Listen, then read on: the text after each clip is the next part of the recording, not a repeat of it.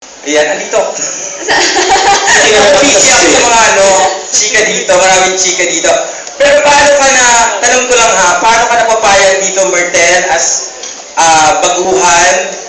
Kasi kararating ko lang, natanong na daw. Pero anyway, baguhin na lang natin din siya.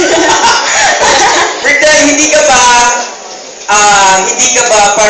ba nagdalawang isip na tanggapin ito kasi kung paano mo ito ibibenta, itatapat sa mga branded na pabango? Hindi ka ba, walang pressure ba dito sa'yo? Nung makita ko pa lang yung brand name, Lolita, parang for me, oo na agad. Kasi, I think they really made it for me na yung brand na to. For me, it's very cosplayish, Myrtle. Tapos it really shows yung different sides of a person in every scent.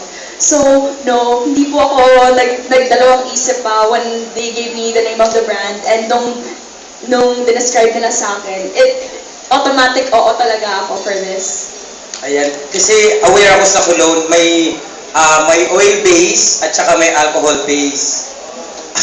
Talagang meron ganun factor. Kasi nagmamanufacture din ako ng ganito. Pero kanina naamoy ko yung scent nung pabango.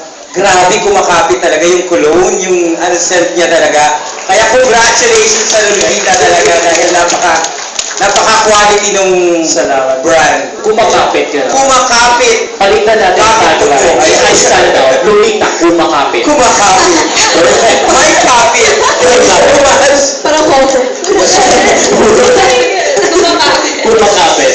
Thank you, Tito. Thank you. Yes. Any more questions? Well, nag-enjoy ako dito sa obra. Any more questions? Actually,